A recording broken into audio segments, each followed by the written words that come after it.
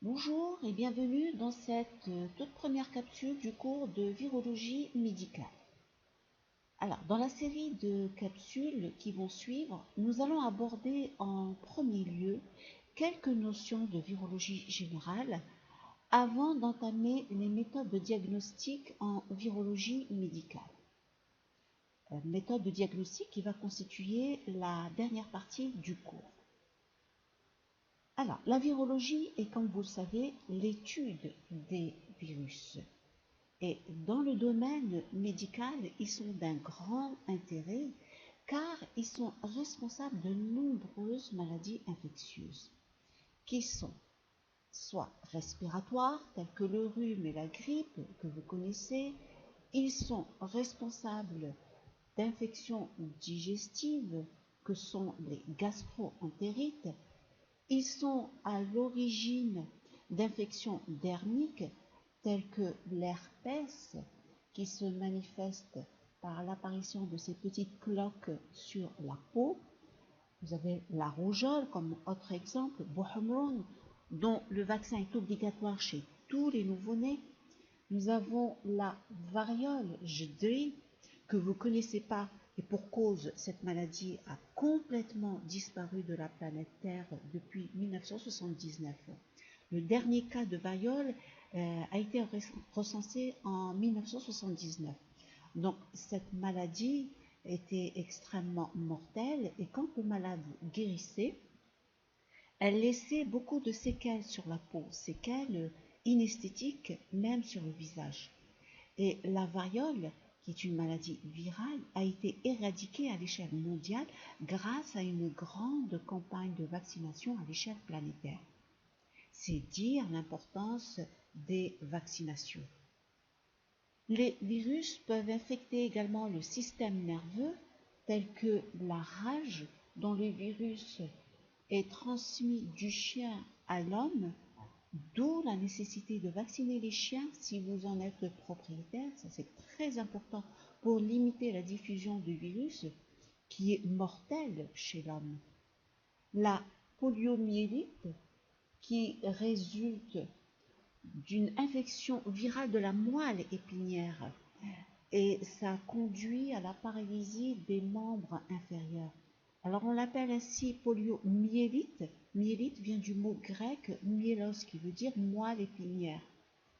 Et l'OMS a annoncé en 2020 une très bonne nouvelle, enfin une très bonne nouvelle en 2020 en matière sanitaire, qui est l'éradication totale de la poliomyélite du continent africain, et ceci grâce à la vaccination contre la polio. De nos jours, nous sommes toujours vaccinés contre la polio, qui est un vaccin obligatoire chez les nouveau-nés. Les virus sont également responsables de l'infection du système immunitaire, tel que le virus HIV. D'autres encore sont à l'origine d'infections viscérales, telles que l'hépatite. Certaines infections virales peuvent même aboutir à la survenue de cancers au niveau de certains tissus. C'est le cas du papillomavirus, responsable du cancer du col de l'utérus. Et savez-vous que dans 90% des cas du cancer du col de l'utérus résulte en fait d'une infection de l'utérus par papillomavirus.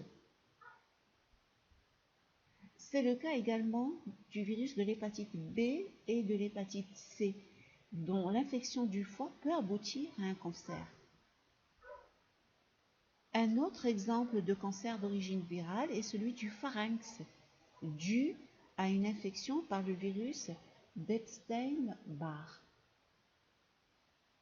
Alors, compte tenu de l'issue pouvant être fatale de ces infections virales, il est donc important de bien les connaître, de savoir les déceler pour pouvoir se prémunir de ce genre d'infection. Alors, au programme de ce cours de virologie médicale, nous allons voir les points suivants. Alors, nous allons faire un peu d'histoire, car vous allez le voir, les virus ont eu un impact dans l'histoire de l'humanité, comme c'est le cas aujourd'hui avec la pandémie du Covid. C'est donc toujours intéressant de voir à quel point un petit micro-organisme de l'ordre du nanomètre peut changer le cours de l'histoire de l'humanité et peut changer la face du monde. Et nous allons voir également les grandes découvertes dans le monde de la virologie, surtout en matière de vaccination. Vaccins qui ont sauvé l'humanité. C'est l'occasion de rendre un hommage à ces grands hommes scientifiques à l'origine de ces grandes découvertes. Le deuxième point portera sur la nature et la classification des virus. Donc on verra les propriétés générales des virus, leur structure et comment on les classe. En troisième lieu, nous verrons comment les virus se reproduisent. Il est important de voir comment ils se reproduisent pour pouvoir mieux les contrôler. Le quatrième point, ce sont les principales infections virales et ces infections vous seront transmises sous forme de documents. Je ne ferai pas de capsule là-dessus. En dernier point, nous parlerons des méthodes de diagnostic en virologie médicale. Ça, c'est très important pour vous. Donc, je consacrerai 2 capsules là-dessus. Commençons par l'histoire des virus. Alors, il faut savoir que les virus ont toujours existé depuis la nuit des temps. Et bien entendu, la nature de l'agent responsable de ces maladies virales n'était pas connue à l'époque. Et les preuves qui témoignent de l'existence des maladies virales dans l'Antiquité, ce sont par exemple ces momies où il y a été observé des traces de virus de l'hépatite B et des traces du virus de la variole.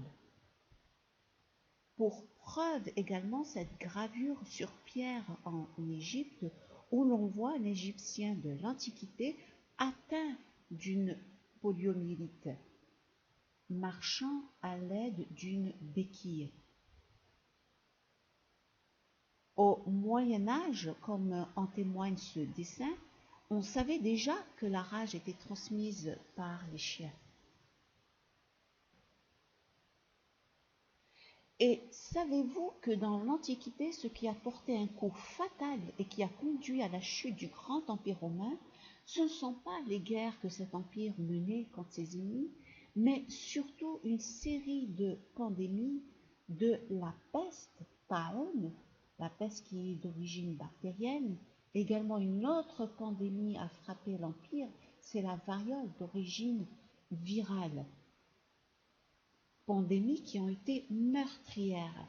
Donc ces micro-organismes, dont le virus de la variole, ont été les principaux responsables de la chute de l'Empire romain. Je vous disais bien que les virus sont capables de changer le cours de l'histoire. Un autre fait historique des virus est la conquête de l'Amérique au XVe siècle. Conquête marquée par l'arrivée massive des Européens sur le continent américain et qui a provoqué une diminution de la population indigène du continent, qui a majoritairement été décimée.